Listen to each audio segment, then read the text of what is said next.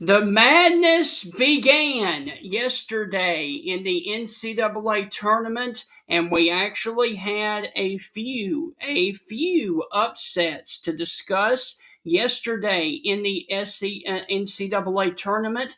Plus, this weekend is the second weekend of SEC conference baseball play. Heath and I will get you ready for the second weekend of SEC baseball and recap what happened in day number one of the NCAA tournament here on the first day of spring on the Friday edition of the Stingray Show. Hi, this is Tim Brando with a reminder.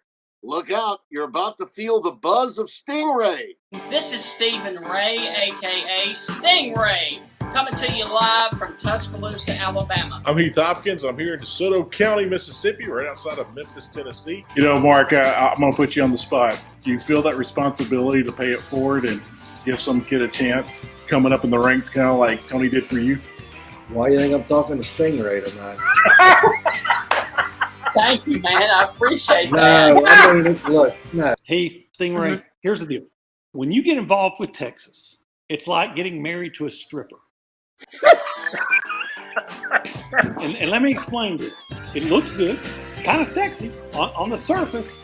Yeah. But then you get the baggage, you get the drama, you get all that eventually comes with it. And that's what you get with Texas, and that's what the Big 12 learned. And Heath, any thoughts on our show moving forward? Hey, with the Stingray Show, if you don't like it, you better learn to love it, because it's the best show going today, baby. Woo! And with that, I want to welcome you inside the Friday edition of the Stingray Show. And let me go on ahead and say to all of you guys out there, happy spring, because spring has sprung and it is here. Finally. I hate the cold. It's over. We can move forward now. All you miserable people that like your pumpkin spice hamburgers and pumpkin spice lettuce wraps and your pumpkin spice brake pads and pumpkin spice mufflers on your car, like, it's over. Yeah. It's over.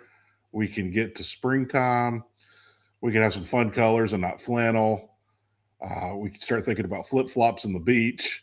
We can talk about the lake and making plans.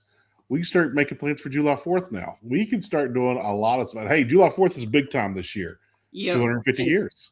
And grilling out, dude. Don't forget about grilling out. Oh, I think we're going to take a trip. I think we're going to take a trip that week. So, right. But yeah. So, yeah. So, winter, dead and gone. Bye. No one's going to miss you. And hello, spring. Hello, summer. And then hello, fall. Yep. All right. Heath. Getting to yesterday. Now it's Friday. Friday's supposed to be a happy day. But who is having the worst Friday right now, in your opinion? I know North Carolina fans aren't happy. See, that's a good question. We could make this list go long. Because here's the deal. I've got two. How would you rather be a team that lost yesterday in the NCAA tournament in overtime after blowing a 19-point lead? That was North Carolina. Or had you rather be the team that has made the tournament 2 straight years in a row? Last year, they lost by 25 to Gonzaga, and then yesterday, they lost by 27 to St. Louis. I'm talking about the Georgia Bulldogs. Which one would you rather be this morning? North Carolina or Georgia? That's tough. That's easy for me. I'd rather be Georgia because no one gives a rat's patoot about Georgia basketball. I mean, there's no pressure to win the SEC conference title. There's no pressure to win a national title. There's no pressure to make the Final Four. North Carolina, they have that pressure, and they spend a lot of money. Georgia's a football school. North Carolina's a basketball school. Right. You've disappointed a whole lot more people there in Chapel Hill, North Carolina, than you have in Athens, Georgia. Look, I'm not hating on Georgia basketball, but let's face it. If you had to choose right now to spend money on basketball or football to become better, we all know with 100% certainty which one you're picking. You don't have to convince us. So that's why I think North Carolina's having a worse day. Let me say this, and I've been following the SEC for a long time. In my honest opinion, the last time Georgia basketball was relevant was the year that they had the tornado at the Georgia Dome. They moved it to the Georgia Tech Arena, and Georgia went on that run and actually won the SEC tournament that year. That was the last time the Georgia Bulldogs was relevant on the hardwood. I would argue they weren't even relevant that year. They just got on a hot streak. I mean, I can't even remember where they were ranked in the SEC, but it was toward the bottom that year. Yeah. It was amazing they won 2 basketball games in a day. That's still cool to think about. Yeah. And then went on to win the championship. So I would argue that Georgia basketball hasn't been relevant since Jim Herrick was there. Mm-hmm. And he was only there for 2 cups of coffee. He was a flash in the pan, got in trouble. Jeremy Schaap jumping out behind dumpsters and bushes trying to play gotcha with Georgia basketball and did and won. NCAA investigation and they got probation. But I mean, even when they had Dominique Wilkins, Georgia really wasn't doing anything. Yeah. Like Georgia basketball has really not done jack diddly poo squat. Right. So football, on the other hand, they've done some things. They haven't really done over the top stuff past couple of years, but who in the SEC has? Right. The SEC has been playing second fiddle to the Big Ten in the last couple of years. I don't want to say that out loud, but I did. Heath, you got to be honest. Did you see history being made yesterday in the NCAA tournament? What are you referring to? You don't know? Well, I don't know. I might. The Cornhuskers. What do they do? Nebraska had never won a tournament game until yesterday. They beat Troy. Did not know that. The basketball team of Nebraska had never tasted victory in the NCAA tournament until yesterday. And their 40-year broadcaster of basketball was in tears because he finally got to see them win a game in the tournament. Well, good for Nebraska. I did not know Nebraska had never won a tournament game. I would have guessed, they had made 3 or 4 Sweet 16s in school history. Did not know that. Never knew that. So good for Nebraska. Yes. Think about all the Nebraska fans going to work this morning. They're going to go to work with a smile on their face. Yeah. And they got something to look forward to this weekend. They're not talking about spring football in Lincoln, Nebraska today. No. That's fun. Good for you, Cornhuskers. All right, Heath. We also had an upset yesterday. Are we going with High Point right now? Wisconsin was the first major team to be beaten by a lower tier team. High Point knocked them off yesterday at midday. That was a fun basketball game. That was a fun game. I didn't get to watch all of it. I got to watch parts of it. But High Point getting their first win in the NCAA tournament. Yeah. Dude, the athletic director at High Point has to be walking around because they got the win, the series win at Florida in baseball. And here they are advancing and being the story of the tournament on day one. Yeah. And how they won. Dude, the guy that hit that shot, that layup to put them up for good, his first 2-pointer of the year. I know. He had averaged 6 points. He has done nothing but shot threes all year, number 99 for High Point. Mm-hmm. He has done nothing but shot threes all year, averaged 6 points a game. So he's hitting 2 threes a game on average. And he hadn't even attempted a 2-point basket yet. Not a single 2-point basket. And it's a layup. Yeah. And then they catch him in transition. They throw the outlet out to him. He's leading the charge, and that's what puts him in. So, Stephen, I sent you a video yesterday. I don't know if you saw it. High Point's campus. Have you seen that thing? No. Oh my gosh, man! It's like a Disney resort. They have like 2 steakhouses on campus that you can use your meal card for. The students can use their meal card for. They have like an arcade. Their basketball arena looks like an old bank with all these fountains and stuff in the lobby, and like it's a nice setup, man. It's a real nice setup. So High Point, I see you. But yeah, that athletic director for High Point, he will be on someone's radar to get hired. He's coming to a Sunbelt school near you. And then moving on up. That's right. Just like the Jeffersons, man. Beans don't burn on the grill. Right. Hey, Heath, today we've got some SEC teams playing. Who do you feel like is a shaky team that could turn into a Georgia and be sent home day 2 of the tournament? I'm going to go ahead and say it right now. I think Kentucky. Watch out in that Kentucky matchup because they've been about as shaky as Georgia has this year. Don't sleep on Kentucky going home today. Yeah, looking forward to the Missouri-Florida game. I think that game's going to be fun. Missouri and Miami, not Florida. Oh, did I say Florida? I'm sorry. I'm looking right at it. Yeah, Missouri and Miami. I think that's going to be a super fun game. Yep. I'm with you with Kentucky. I don't have much faith. Alabama, I have zero faith. Can they win? Absolutely. Yes. Do I think they're going to be running on high cylinders? I will be shocked.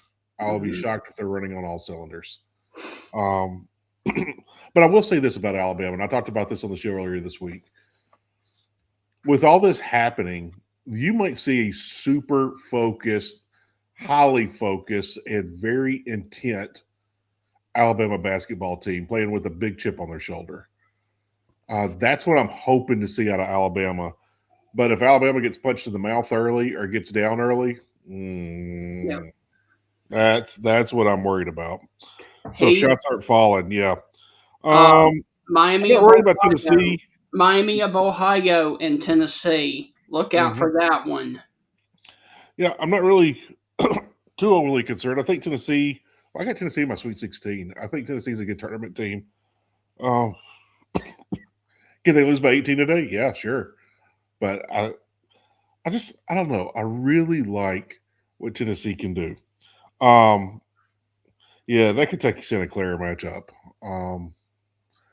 I think it's going to be one extreme or the other, Stephen. I think they're either going to get blown off the floor or they're just going to take Santa Clara to the woodshed. Right. I don't think this is going to be watch it be like a 4 overtime buzzer beater game, but yes. I don't know. I know I do plan on watching it. I'll have it on. I'll probably be doing a million other things, but I do plan on watching it. But hey, I want to give props to Texas A&M. St. Mary is not on a mission from God. No. We were talking about that game, and something happened with Restream, and it like blacked out and zoned out, and I was like, maybe we need to really focus on St. Mary's. Maybe, Stephen, we interpreted the message wrong from the good Lord. Yes. Maybe he was telling us that A&M is on a mission from God. We will find out come Saturday. Now, Saturday, we have a matchup that is at 5:10 p.m. That is a local rivalry. We had it a couple of years ago, and Texas A&M came very close to upsetting this basketball team. We have the 2-10 matchup of Houston versus A&M on Saturday. That's going to be fun. Now, Nebraska, you got a huge win. Your first win of the tournament. Your reward? Playing Vanderbilt of the SEC. And Heath, High Point is on a high. Really high. Guess who they get next? Who do they get? Acuff, John Calipari, and those Hogs. Better have fun. This is the crazy thing. We've had basketball gurus on the show talk about this. Here's the thing where you get dangerous in the tournament. Yeah. High Point in Arkansas will be the perfect example. You come into that game and your staff has spent majority of the time breaking down the other team. Yeah. They have not looked at you. And so you probably have some GA or a couple of GAs that have gone over the game tape. So now you can't really get that many game tapes on them. Excuse me, cough. Antibiotics are kicking in. But you can't get much game tape in preparation now. Now, I'm sure they got a few games, this and that. But that's the crazy part about the tournament is that you spent more than 95% of your time preparing for another team, and now you got to play someone who is on top of the world. And they just need you to come out slow or just have a bad little section of a game, have a drought, and that's all they need to stick around. And the longer they stick around, the more confidence they get. The longer they stick around, the more the crowd will turn on you and start cheering for that team, the underdog. That's the beautiful thing about the tournament is that everyone always pulls for the underdog. But if it starts getting later in the game, it really, really starts mounting. Yeah. And I mean, those cheers turn into roars, and those roars turn into added pressure for the higher seed or the lower seeded team. And so it's going to be fun. We saw that pressure yesterday with VCU and North Carolina. You could see North Carolina getting tight. You could see their cheerleaders freaking out. Mm-hmm. I mean, it was just insane. Like the cheerleaders, like, oh my gosh, please don't let us lose to Virginia Commonwealth. Yeah. So, but yeah, the Tar Heel, he's not around. He's not around like VCU, baby. Yeah. Virginia Commonwealth, the big upset. And Steven, again, there will be a picture from that game that will go up on campus at Virginia Commonwealth that they beat the big, bad North Carolina Tar Heels, one of the blue bloods of college basketball. Yeah. Won X amount of national titles, been to so many Final Fours and so many Sweet 16s and this and that. And our little VCU Rams, our Virginia Commonwealth Rams beat the big, bad Tar Heels of North Carolina. And they'll have that big picture up somewhere in the arena, maybe in the school library, who knows. But there'll be a picture of that game, and it will be on campus forever. Yeah. And people will talk about it. And, oh, look, there's my uncle. Oh, there's Grandpa. Look, that's my great-grandfather right there, number 11. He had 4 points that game.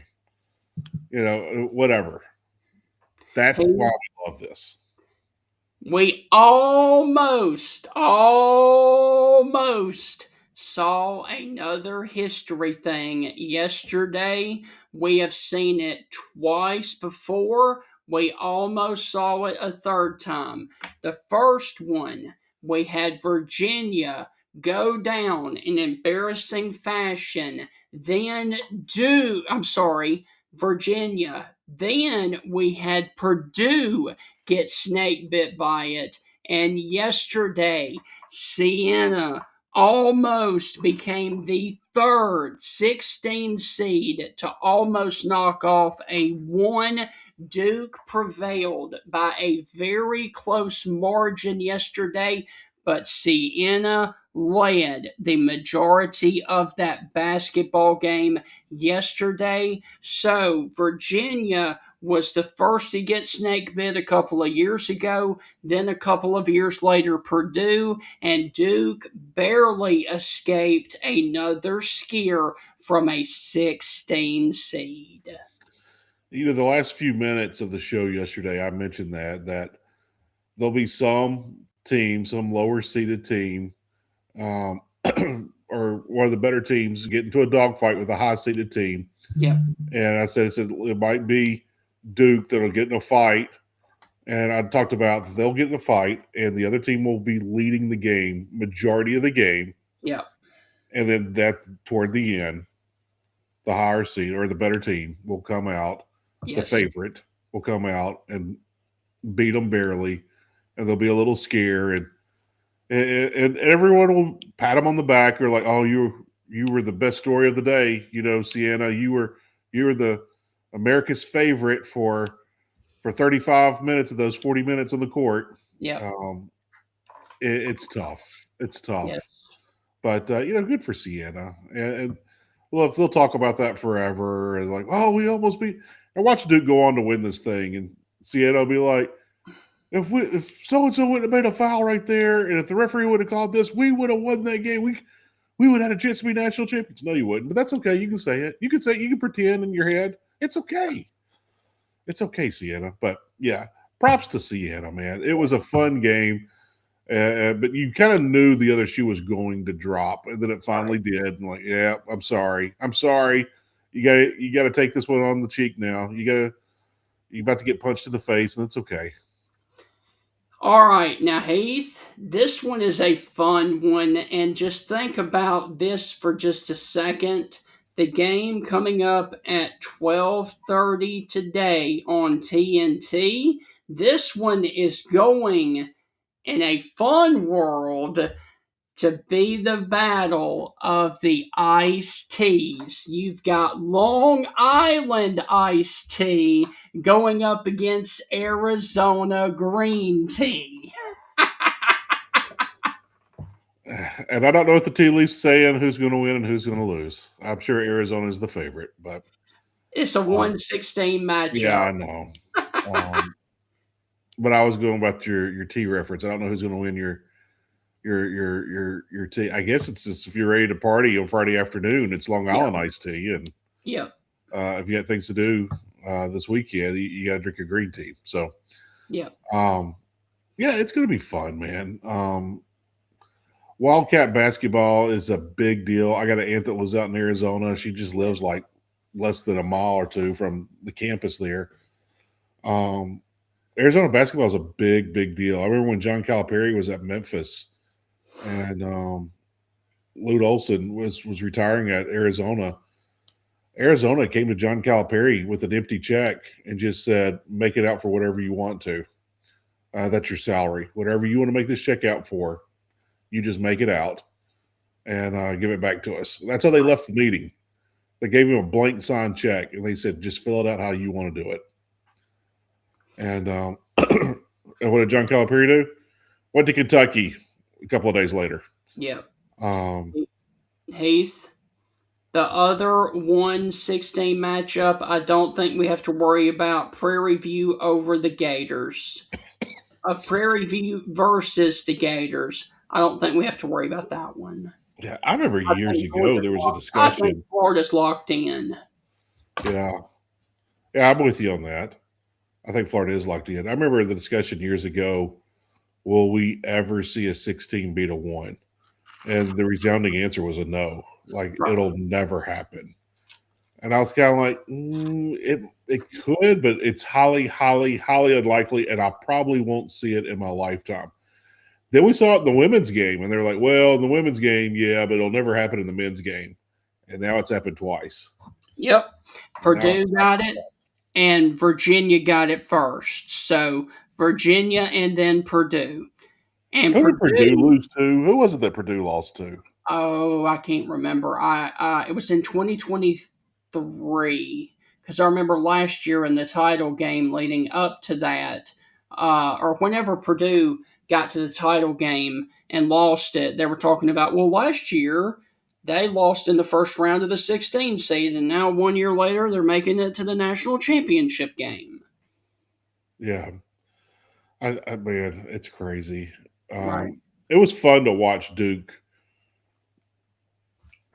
fans, coaches, players look constipated, and that was just funny to see. They just looked like they were all massively constipated together, Yeah. and yeah, they pulled it out. All I'll say right. this: I'd rather look constipated and win than look like North Carolina fans. Like, please don't let this happen. Please don't let this happen. Right. Their cheerleaders and their fans were making me laugh. I'm like, you have no influence on this game. You can't do a thing. Why are you this worried about it? Right. They were.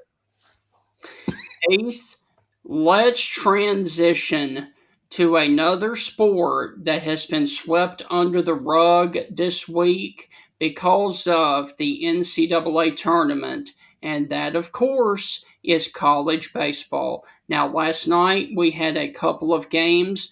LSU got the upper hand of Oklahoma 7-1. And oddly enough, Bianco at home and Ole Miss knocked off Kentucky and blanked them 5-0. Yeah, that Ole Miss game shocked me a little bit. Kentucky's really good. Yes. So is Ole Miss. I keep telling everybody this. Bianco's team, no one's talking about them, and that's exactly where he wants them. They're not getting a lot of media love. They're not getting a lot of love in the polls. And I'm like, this is a team that has a lot of weapons. They haven't put everything together yet. They're still trying to get the right butts in the right seats. They're still trying to figure out some things. They're still trying to develop, a couple of arms. And I'm telling you, man, this Ole Miss team can be, they could be a ninja. Like, you will not see them coming. Right. And they're going to get more than one team in the SEC this year. Ole Miss baseball is dangerous this season. I keep saying it. I'm saying it again here on this Fried Baloney Friday. Watch out for the Rebels. Are they going to win every series? No. Can they play themselves into a host? Maybe. Right. But I'll say this. Even if Ole Miss is a 2 seed somewhere, you do not want to see them in your bracket. Yeah. Southern Miss, you don't want to see Ole Miss in your bracket. I know that you got a victory out of them. You don't want to see Ole Miss in your bracket. Heath, last weekend, the marquee matchup was Mississippi State, Arkansas. Do you happen to know what the marquee matchup in the SEC is this weekend? And nobody's talking about either one of these teams. There's a lot of good games going on this weekend. Which one are you referring to? 18-2, Schlossnagel and Texas going to 18-2 down on the plains at Auburn. That is a 2 versus 5 matchup. Yeah, last weekend we had 3 versus 5. This week we got 2 versus 5. Yep. Texas at Auburn. I think Texas has a little bit more talent and a little bit more consistency, but you're on the road. That's a small ballpark there on the plains. And the wind, during spring, wind does crazy things. You never know where that wind's coming from. But you got to watch that ballpark. Mm-hmm. The wind in that ballpark are probably more influential than any other ballpark. Hawkins Field there in Nashville comes to mind as well. But and I'll throw Tennessee. I'll throw Tennessee's park in there.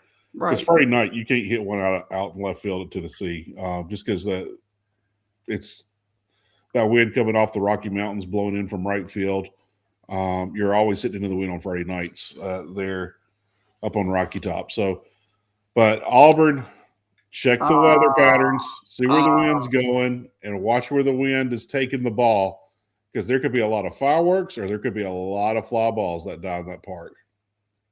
I didn't know that the Rocky Mountains moved to Knoxville, Tennessee. Smoky Mountains, Rocky Mountains. Steven, I haven't had anything to eat or drink this morning. I didn't get that much sleep. I am not on my A game, and I'm taking this medicine. I feel like dog crap, and I am fighting through this show so I can get something to eat and get some stuff done so I can come back and take a nap. I am hurting, man. I didn't go to work yesterday. Well, I did some work here at the house, but man, I am hurting. I went to bed early last night, and I am still hurting.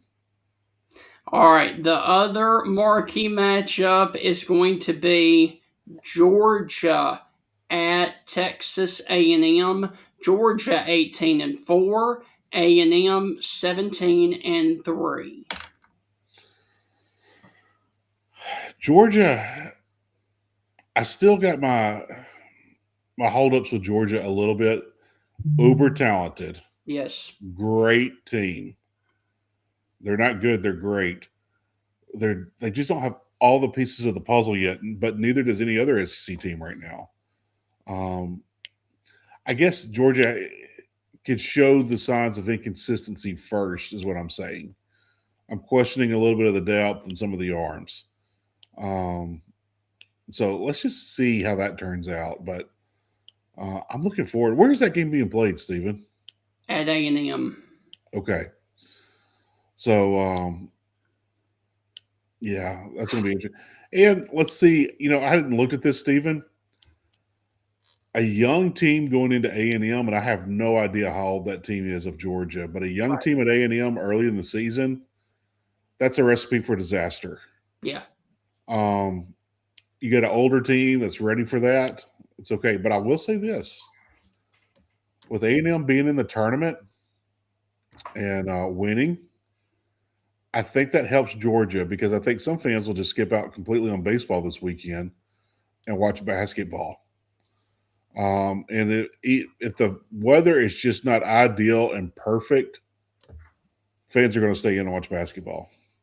Okay, I'd like to go to Cracker Barrel. I doubt that I will.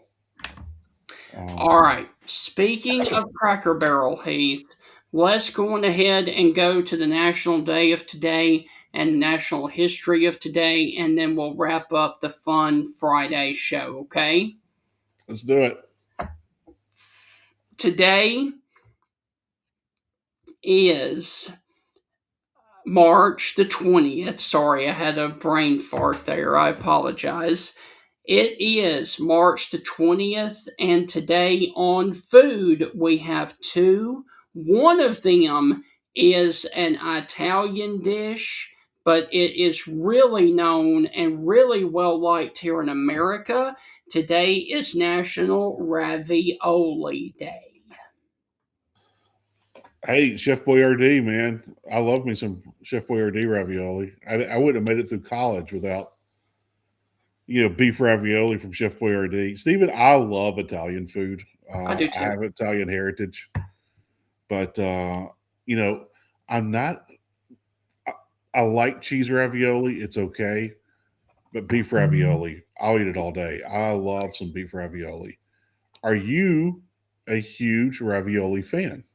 Yes, but unlike you, I like cheese. Give me the cheese all day, every day, man. I could eat my weight in cheese. I love cheese. Nothing wrong with that, man. Any specific or special cheese that you want in your ravioli? I just don't. I'm. You're probably going to say that I'm a communist or blah blah blah blah blah. I don't. For whatever reason, there is one cheese I do not like, and that's Parmesan. That's the only cheese what is I it? will not eat. What is it that you don't like? Parmesan. Oh, that's okay. It tastes like cardboard to me. I know a lot of cheese lovers, and majority of cheese lovers, every cheese lover that I know, they don't like American cheese. Right. Are you against American cheese?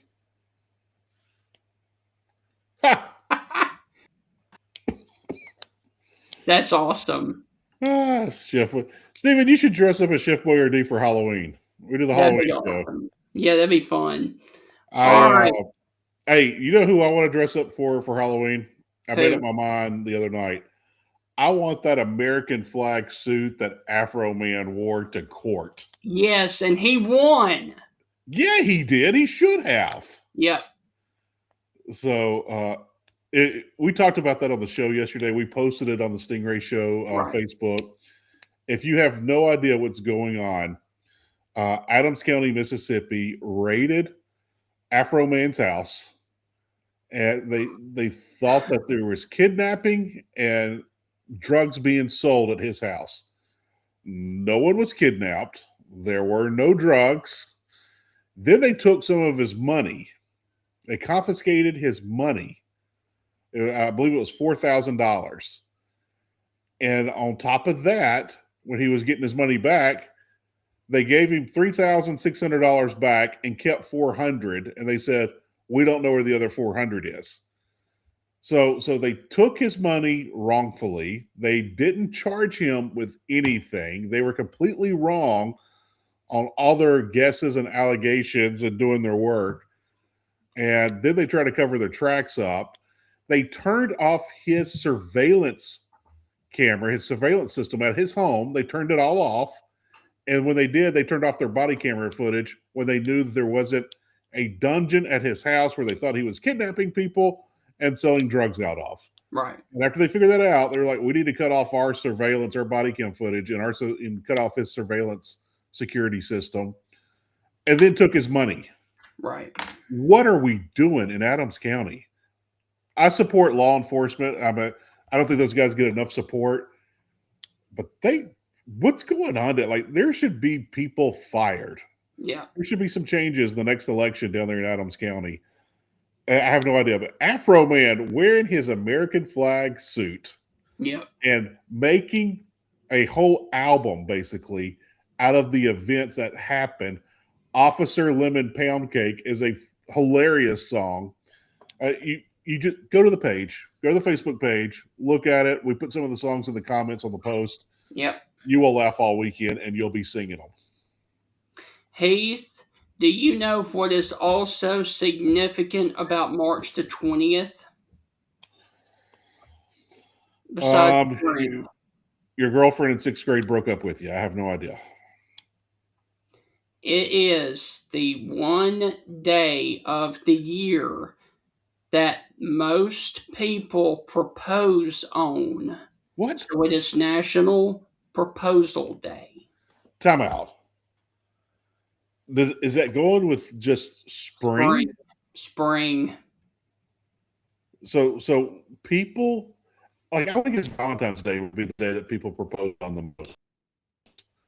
Or maybe Christmas. I wouldn't be shocked if the answer was Christmas, but I would have never guessed March 20th?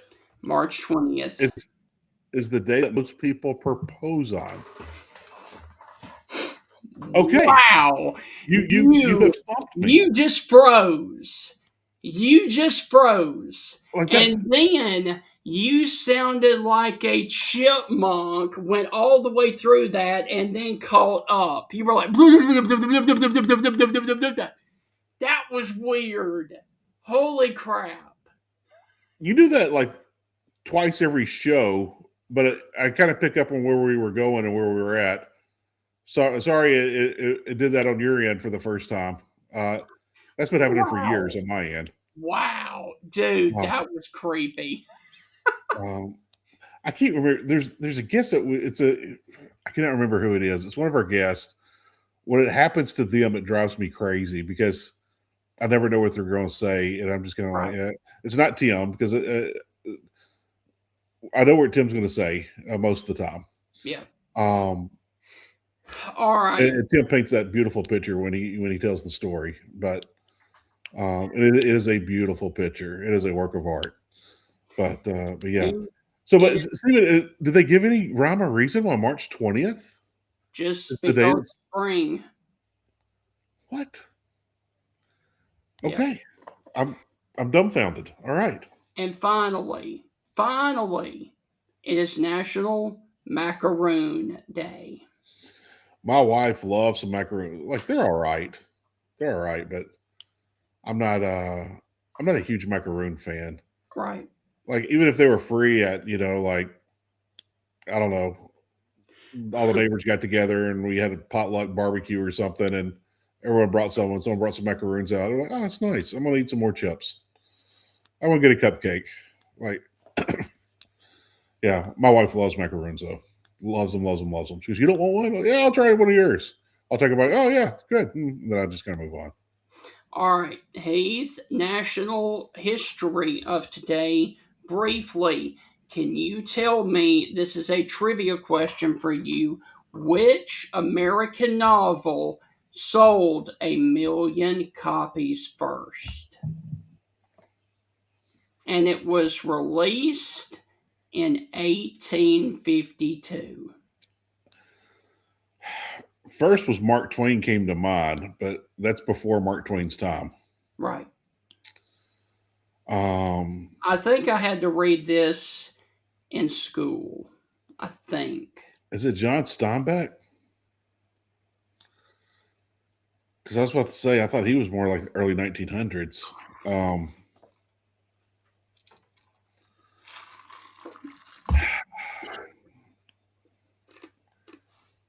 I have no Edgar Allan Poe. I have no. Is it Emily Dickinson?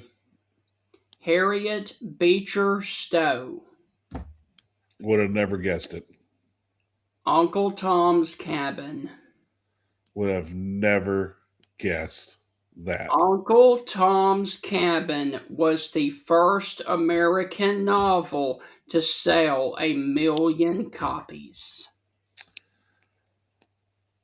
That's huge today. If you sell 1,000,000 copies of a book today, that's huge. In But to do it, 1852? yeah, but to do that in 1852, I mean, Yeah. that's like going to the moon Yeah. in 1852. I mean, that's unheard of. I hate that cough. But I said, hey, Stephen, real quick. When I say Uncle Tom's Cabin, what comes to mind? For me, it is not the book. It's the song by the Grateful Dead. And I'm not even a Deadhead. I enjoy the Grateful Dead, but I'm not a huge Grateful Dead fan. So when I say Uncle Tom's Cabin, what comes to mind? Tom Thumb. I don't know why. Ha! I have All no right. idea. Okay. I have no idea. I don't know. All right, Heath, speaking of food, what is founded on this day of March the 20th in 1930? It was not a chain at the time, but it became a chain later on. 1930? All right, say the beginning part again. What restaurant chain was founded on this day in 1930 that was not a chain at first, but became one later on? All right, McDonald's became a chain like back in the 50s, if I'm not mistaken.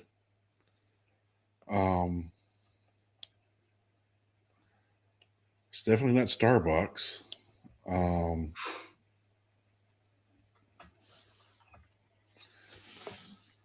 It's not Subway. No. That was back in the 70s and 80s.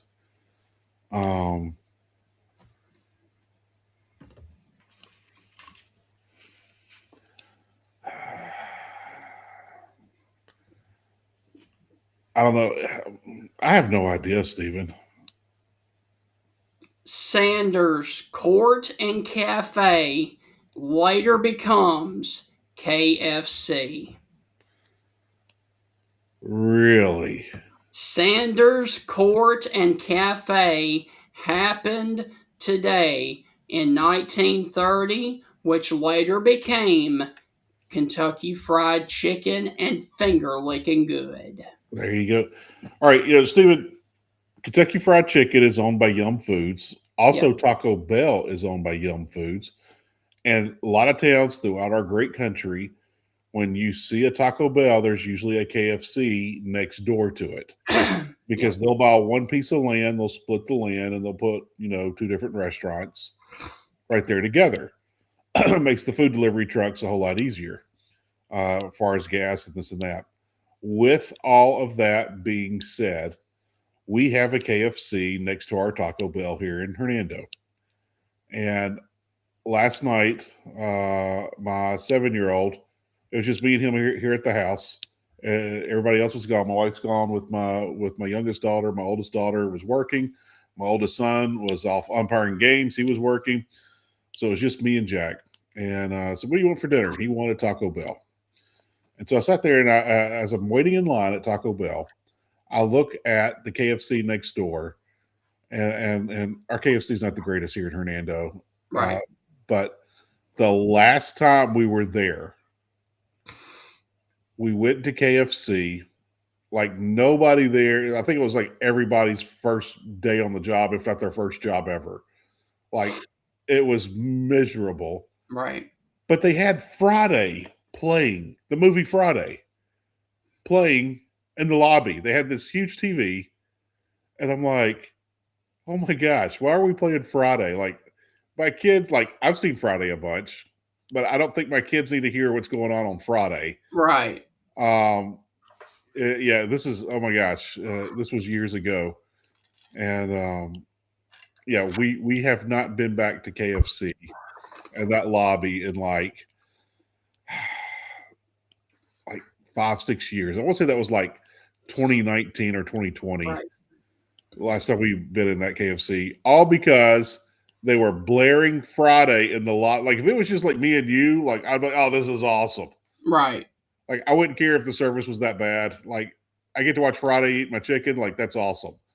But when you got your little kids with you, yeah, I'm kind of like, I don't need Smokey be saying all these things.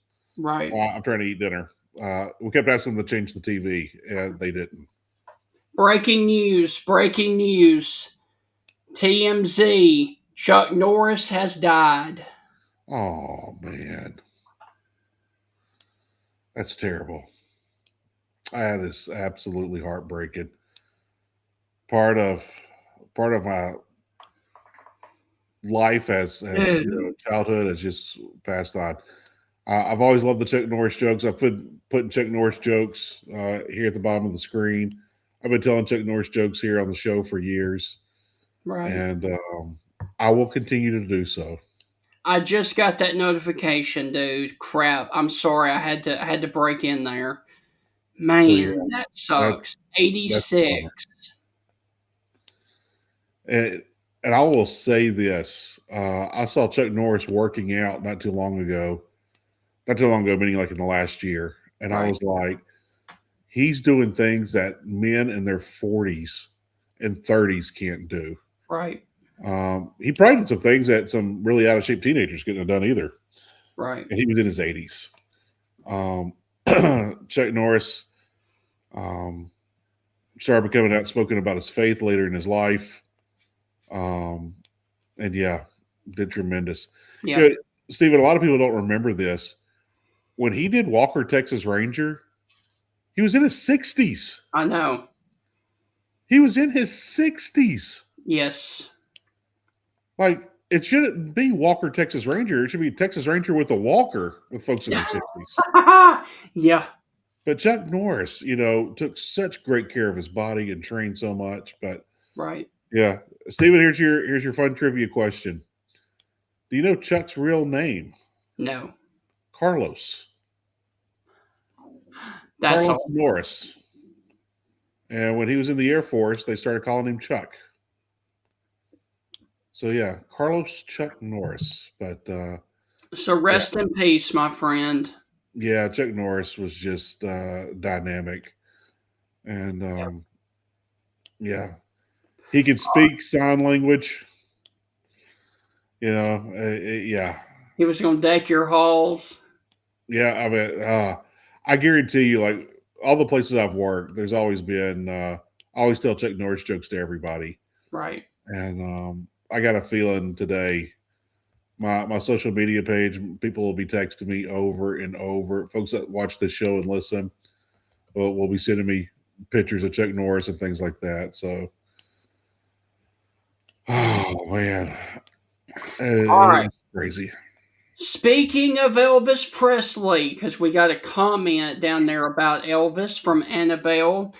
In 1960, Heath, Elvis records his first post-Army track, marking the start of his comeback era Can you name me that track that went to number one? And me personally, I've never heard it. It was GI Blues, wasn't it? Surrender. I've heard it. Okay. Yeah, I got nothing on that. I will say this, Stephen. All right. A few years back, I was looking for something going on during the week of my anniversary with my wife. Me and my wife got married on 08/08/08, August 8th of 2008. 08/08/08. I told her I'd never forget the date if we get married on 08/08.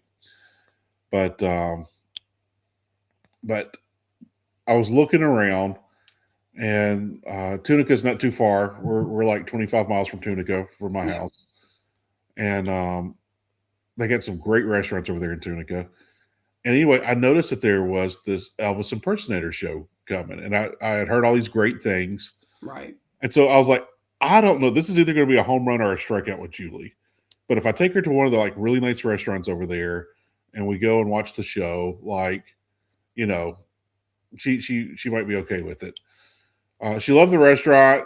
She was entertained by the show. She was kind of confused. She goes, "Are they trying to be funny, or is this like, do they really think that people are taking this serious?" You know, and so she was just kind of confused, like, kind of what was going on. But anyway, she had fun. But we didn't pay that much for the tickets. I want to say we paid like $25 each for the tickets for the show. If there was a better show in town, we would have gone to it, but there was nothing that weekend. And I didn't want to take her to a movie. But I was like, hey, we'll eat at a really nice restaurant. The show's right here. That's just kind of the added bonus. Mission accomplished. I won. Stephen, I tell you that whole story. How much would you pay if you were an Elvis fan or not an Elvis fan, but if it was like a tribute show, a cover band of one of your favorite artists or an artist that you like, how much would you pay?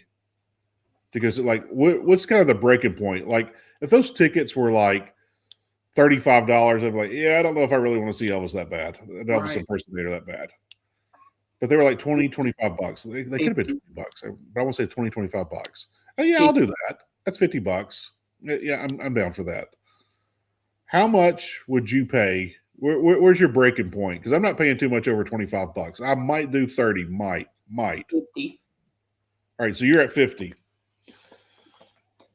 Graceland Soundstage. Me and you've been there. JBL invited us to a fundraiser there years ago. You've been there. Elvis Soundstage, where they have concerts, they are having a bunch of Elvis impersonators. They are selling tickets for $130. And I'm like, no way. But it's 4 different impersonators. I don't care if it's 14 different impersonators. Right.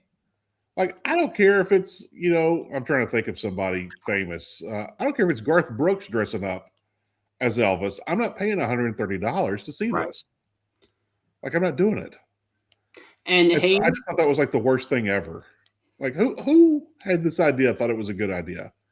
We know. $30, call me. I'll buy 2 tickets. We know an Elvis impersonator. He's a family friend who does an Elvis impersonating show every single year up in Florence, Alabama. And that's too far of a drive for us to go to see that.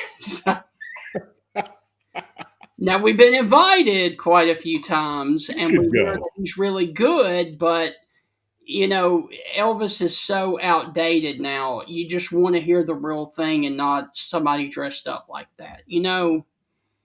There is a crazy documentary on Netflix. And I want to say it's called like The Kings of Tupelo or The King of Tupelo. And there's this Elvis impersonator. His ex-wife brother, cousin, some other guy, I can't remember, a boyfriend. There's like a love triangle thing going on. Like Secret Service gets involved, like the FBI and the CIA and Secret Service and this all happens out of Tupelo, Mississippi, Right. with the Elvis impersonator. I mean, it is. You will be highly entertained the entire time. If you don't want to watch basketball this weekend, watch that. It's like, I think it's Kings of Tupelo or something.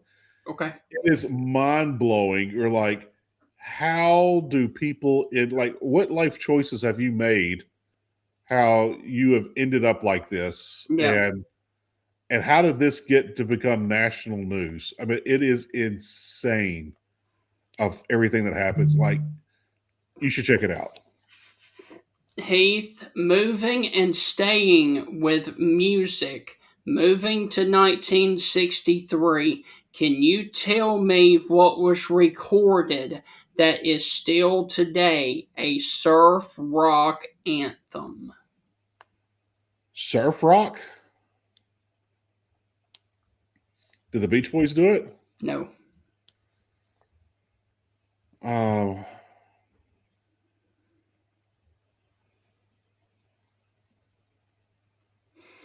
I'll just go ahead and give you a hint. I'll just go ahead and tell you, man. Yeah. The first two lyrics of the song, or the first line of the song, is "Two girls for every boy." Jan and Dean record Surf City. Wow. The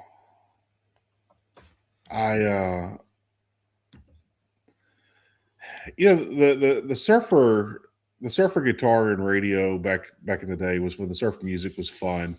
Right. Sometimes a little redundant, but it's still fun. And then the Beach Boys kind of made it, poppy, and right. They kind of went pop with it, but yeah, Surf City, USA. Fun All song, right. man. Fun song. We've got a couple more, then we'll move to the birthdays, okay? All right. Can you tell me who was elected to the Baseball Hall of Fame on this day in 1973? 73 means they would have stopped playing in the 60s. No. This was the only time that they made an exception to the rule. Roberto Clemente. Because he was elected 11 weeks after his death in a plane crash. Yeah. There was an earthquake back in his home country, and they were taking supplies and food and things down there. And the plane was way overloaded with weight, and they had problems at takeoff. They crashed shortly after, and he died in that crash, along with all the supplies they were trying to get to the hurting people back in his country, right? Back in Central America. But yeah, Roberto Clemente played for the Pittsburgh Pirates, one of the best baseball players of all time. But yeah, terrible, terrible story. But yeah, they made the exception for him. All right. And Heath, finally, with the history of today, we're going back to music. Can you tell me what rock and roll song was released on this day in 1982 that went to number 1 and was a chart buster for 7 weeks? 1982? What genre of music? Rock. I'm talking about hard rock. Let's see. In 82, who was really rocking? And it was a woman. Joan Jett and the Blackhearts. It has to be. I love rock and roll. Joan Jett and the Blackhearts. I always made this joke that I told my wife that I wanted Joan Jett and the Blackhearts, "I Hate Myself for Loving You" played at our wedding. I was just being funny. Yeah. But yeah, Joan Jett and the Blackhearts, man. Dude, I still listen to Joan Jett like multiple times a week. Mm-hmm. Like I still rock out to that. I don't care if it's Cherry Bomb or I Love Rock and Roll or I Hate Myself for Loving You. Like her catalog is not super intense, but she's got some fun rocking songs. Right. And I don't give a dang about my bad reputation. Heath, you want to do deaths now? I never want to end on deaths, but yeah, come on. We're not ending because we got birthdays. Okay. Today, on March the 20th of 1727, this English mathematician, philosopher, and astronomer passed away. He discovered the 3 laws of motion, the law of gravity, and invented calculus, Sir Isaac Newton. He had an apple fall on his head. At least that's the story they told us on Schoolhouse Rock. Yep. All right. And today also marks the death of an American Grammy-winning singer who died on March the 20th of 2020. Who is that? COVID, man. COVID killed so many people in 2020. I don't know. Who did we lose? I hate the song. I hate the song. I hate the song. It went to number 1 in 1983. He was a part of Islands in the Stream. Dude, Kenny Rogers. I love Kenny. Dude, all right, Steven, you're on probation. Now, I like Kenny, but I don't like that song. Oh, I love that song. I love that song. I've been trying to get Julie for years for Halloween. I've been trying to get Julie to do this for 10 years. We should dress up as Dolly and Kenny for Halloween. And I said, just give me a heads up. I'll find me a white suit somewhere. And I'll get a big black butterfly collar, and we'll go as Kenny and Dolly. What is your favorite Kenny Rogers song? Because mine is the first one he ever came out with. My favorite one is Ruby, Don't Take Your Love to Town. Yeah, what a wonderful song. That drum beat, it kind of sounds like a train, but yeah, Ruby, don't take your love to town. And then at the last little bit, he said, "For God's sakes, turn around." Yeah. I was like, "Oh, that just gives me chills, and I've got goosebumps right now, dude." I'm like, "Oh my God." Kenny could tell a story in a song, Yes. man. I mean, that's what The Gambler was. That's Coward of the County was. Lucille. Yeah, Lucille was a story. He told some great stories, man. I'll never forget, my dad bought my mom a car, bought her a Chrysler. I was a little kid, man. I was in 3rd grade. Right. We had this black Chrysler with red leather interior. I mean, that dude was sharp. It was the first car we ever had that had a sunroof. Brand spanking new car. But I remember we were on Highway 51 in Memphis, which is known as Elvis Presley Boulevard. We were down the street from Graceland, from the car dealership. And if you bought a car, they gave you tickets to Kenny Rogers. Like, he was the thing in America today. He was the hottest show. Right. And I remember my dad's like, we can't go to that. We got church in the morning, and there's only 2 tickets. And me and my wife can't find a babysitter. And that show starts. And he said, well, give them to somebody. And he said, don't you have a friend that wants to go? Don't you want to go? And one other guy ran up, another car salesman ran up, and he goes, if it's okay, I'll take them. And runs and calls somebody. And I remember my dad's wrapping up business, and I'm just watching this other guy. What is this guy? He was in a panic. And this attractive woman comes in the parking lot on 2 wheels a few minutes later. And he said, I don't care if they fire me. He jumps in the car with her, and they take off. And I'm guessing they go to the Kenny Rogers concert. So some girl he'd been hitting on, some girl he trying to impress, called her up. But yeah, they went to the Kenny Rogers concert that night. I will never forget that. Right. But yeah, I always wanted to see Kenny Rogers in concert. Always, always, always. I never did. All right. we've got two birthdays of musicians. We've got a rocker and we've got a country singer. Who do you want to start with? Let's end on rock. We're going to All rock right. in the weekend, man. All right. Today is the birthday of a Grammy-winning Country Hall of Fame musician and actor whose name on his birth certificate is Jerry Hubbard.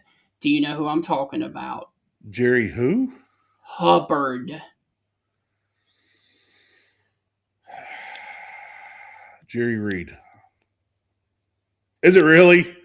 And Yes. this is why you don't play Trivial Pursuit with Lord Mr. Ford, Eastbound and Down, and She Got the Gold Mine, and I Got the Shaft, Love that along with Amos Moses. That is hilarious. Hey, when you hot, and when you're not, you're not. Yes. I nailed that. So, All right. Don't even ask me how. I mean, you said Jerry. The first thing is like, just go with Jerry Reed. But yeah. Okay. I feel like I won like the $10,000 question on some game show just then. All right. And Heath, this next guy is an American singer. He is a lead vocalist for two different bands, and their debut album was a best-selling debut album of the decade in 2000. In 2000? The album name is Hybrid Theory. The first thing that comes to mind is like Creed. No. With other songs that sound the same, with arms wide open. Hybrid Theory. 2000, dude, I should know this. You mean it's not like Blink 182 or anybody like that, is it? No.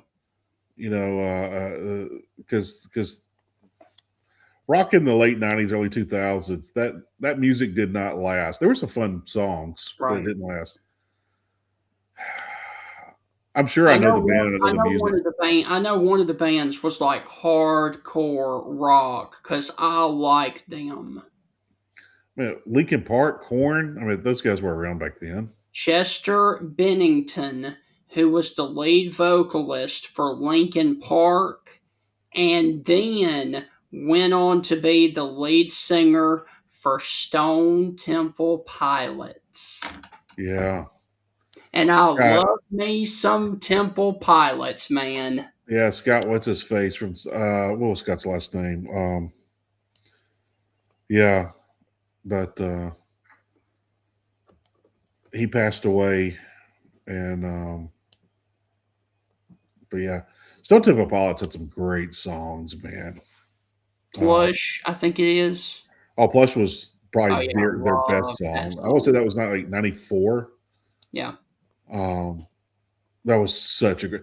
That song is still such a great song. Like on a day like today, Stephen, the first day of spring, where everyone gets proposed to, a day that we lost greats like Kenny Rogers and Chuck Norris. Yep. But a day like today, where there's beautiful weather out, love is in the air. It's a good day to put down the radio, open up that sunroof of your Chrysler with red leather interior, and jam some Plush as you drive down the interstate love song, man. Just jam it out and rock out down the road. Heath, here we go. To wrap everything up, here are the widely recognized releases of movies on this day in history of March the 20th.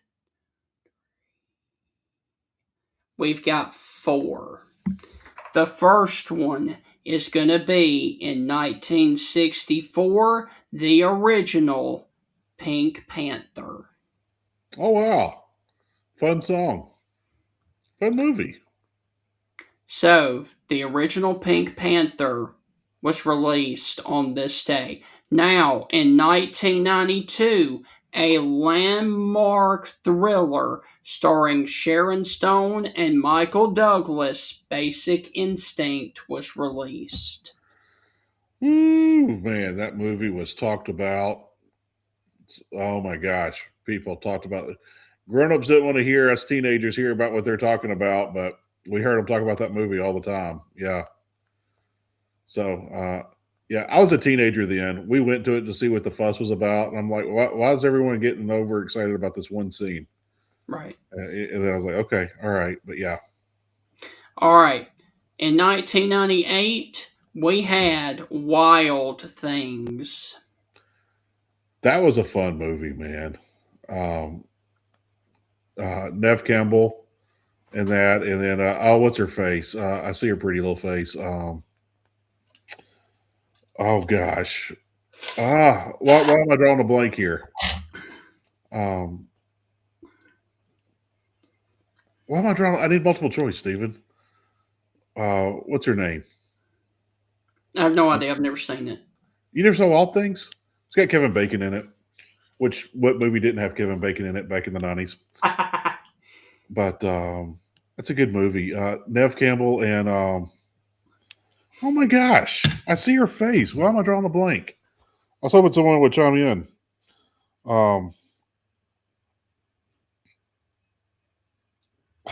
I got. It's driving me crazy now. I got to pull it up. All right. Hey, here it is. Here it is. Denise Richards. Why could I not think of her name? Right. Why could I think of her name? But yeah, Nev Campbell, Matt Dillon, Denise Richards, Bill Murray, Kevin Bacon. It's a fun cast, man. It's a very fun cast. But you should watch it, Stephen. You'll enjoy it. A lot of twists and turns.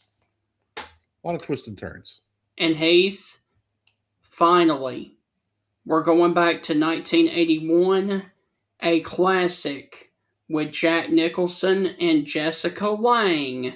It was a remake. Tell me which one. With Jessica Lange? Hey, wait, say that all again. You're okay. It distracted me when you said ask Alexa. I was like, I should have asked Alexa. Yeah.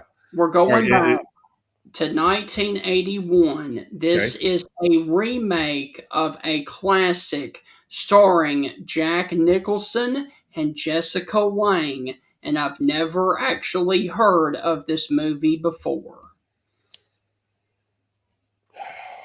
Dude, I'm 5 years old, getting ready to turn 6. When this movie came out, I have no idea. The Postman Always Rings Twice. Never saw it. Couldn't tell you. Never heard of it. Never heard of it. They said it was a classic, so I added it. Yeah. So I might look at the movie poster. I probably won't watch a single clip. But I tell you, dude, that was a fun show. It was a fun show. Fun Friday, man. Fun Baloney Friday. Yep. So, if you guys are looking for college basketball, it begins here in about an hour and a half with Kentucky taking on St. Mary's. No, A&M had St. Mary. Right. Kentucky has. They're on the other side of the bracket here. Arkansas, Texas, Missouri, Georgia, Alabama, Tennessee. Kentucky takes on Santa Clara. Santa Clara. Okay, I knew it was an S. Santa Clara and Kentucky tip off at 11:15. College baseball also today, and a wonderful weekend out there of sports. So, guys, we will see you on the Monday edition of the Stingray Show, where we will have a full recap of both college basketball and college baseball. Hope you guys have a wonderful weekend out there. Thank you for all of the people there that have been watching this show, including Annabelle, Kay, Sheila, and everybody else out there. Heath, any final words? Stephen, a guy that I used to coach with and against has sent his condolences of Chuck Norris. A guy that I used to work with has sent his condolences. My father-in-law has sent his condolences about Chuck Norris. And also, I'm looking real quick. One of my friends I went to college with, she has sent her condolences about Chuck Norris. So yeah, I always loved Chuck Norris, and you know what? I might go change my my cover photo on Facebook or something just for Chuck. Thank you. But yeah, it's a very very sad day, and yeah, thank you, Sheila. But Hey, it's always yeah, great, man. It's always great when you get positive feedback from the people that love your show. oh, absolutely.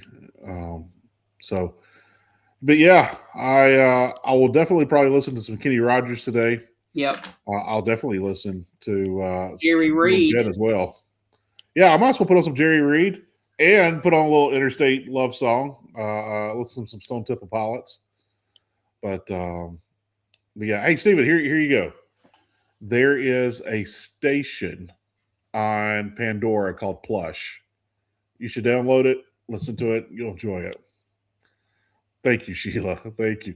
I never got to meet the man, Right. but yeah, I've made so many Chuck Norris jokes over the years. You know, Steven, there's a reason why Waldo is hiding because he owes Chuck Norris $20. So yeah, Heath, Chuck Norris on spring break last week went to the Virgin Islands. Now it's just known as the Islands. So I can tell Chuck Norris jokes all day. Heath, briefly, before we get out of here, I'm going to make you happy and I'm going to put a smile on your face, okay? What you got? Today, Hernando, Mississippi, 81 degrees. Tomorrow, 85. Sunday, 86. Let's go. I got to get over this sickness. I got to cut some grass, and I got a tournament I got to coach in tomorrow. I'm gonna be in Ripley, Mississippi tomorrow. But dude, it's going to be warm, and that's going to be your friend because you like the warmth, you like the heat. So get out Oh yeah. there and enjoy it, my friend. Enjoy it. Everybody watching, thank you for your love and support on the Stingray Show, even though we can get a little chaotic at times. And guys, have a wonderful weekend out there. Heath, you as well. Go and enjoy the first weekend of spring because spring has sprung. We are all excited for it, and we will catch you on the Monday edition of the Stingray Show. Steven, have a great weekend. Sayonara. I'm not going to see you tomorrow. That's right. We will see you Monday. And Heath, how are you going to spend your Friday evening? I can't wait for my wife to get home. She went to camp with my 10-year-old, so I can't wait till they get back. And I'm sure I'm going to take her out to dinner, and then I'm going to pack the car and get ready for a tournament tomorrow. I'm actually spending my Friday evening at Sewell Thomas Stadium catching some Alabama and Florida baseball. I have a feeling that that one is going to be a rout in the way of Florida over Alabama, but we shall see. Yeah, Kevin Sullivan always all over the place, but we'll have to find out. Hey, that's why we play the game, Steven. Yep. So I will be taking in some SEC baseball for you. I will send you videos. I will send you pictures. Have a wonderful weekend, and we'll discuss it all on Monday. Rest in peace, Carlos Chuck Norris. Yes. Ladies and gentlemen, Bill Ferguson of South's Finest Meats, the official sponsor of the Stingray Show, has a message for you. Everything we do here is fresh and custom made, custom to order. You know, I tell people when they come in, you know, if you don't see what you like, ask somebody. You know, we've got the capability to process it, make it. You know, if you want a different blend of hamburger meat, we'll do your brisket blend. We'll do your chuck blend. We'll do your sirloin blend. You know, we do all that right here. We are a butcher shop. It's what we do. So please don't be afraid to ask if you don't see what you like. We can make you any size patty you want. We can make you any amount you want. You know, people call me and say, well, how many patties come in the box? Well, ma'am, how many would you like in a box? You know, you want 12, we'll put 12. You want 25, we'll put 25. That's just one of the many things that South's Finest Meats has to offer, the official butcher shop of the Stingray Show.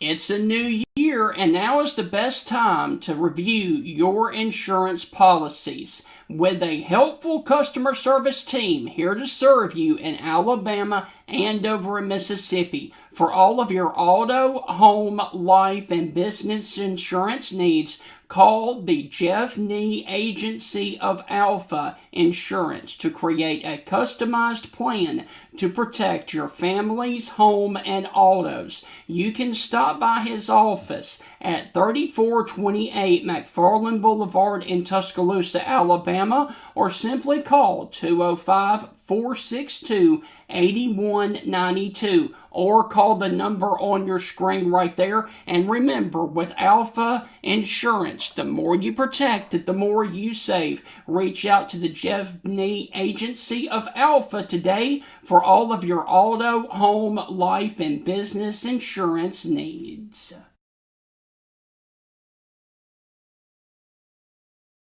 For over 100 years, the Bank of Moundville has been a name clients can trust. The Bank of Moundville is more than just a bank. They're your neighbors, your friends, and your community partners. Their unique approach to financial education has always centered around families. They believe that financially strong homes today lay the foundation for a brighter futures for tomorrow's generation. You can call them today at 205-371-2227. Once again, that is 371-2227 to schedule an appointment to build your financial security. The Bank of Moundville is a member FDIC and an equal housing lender.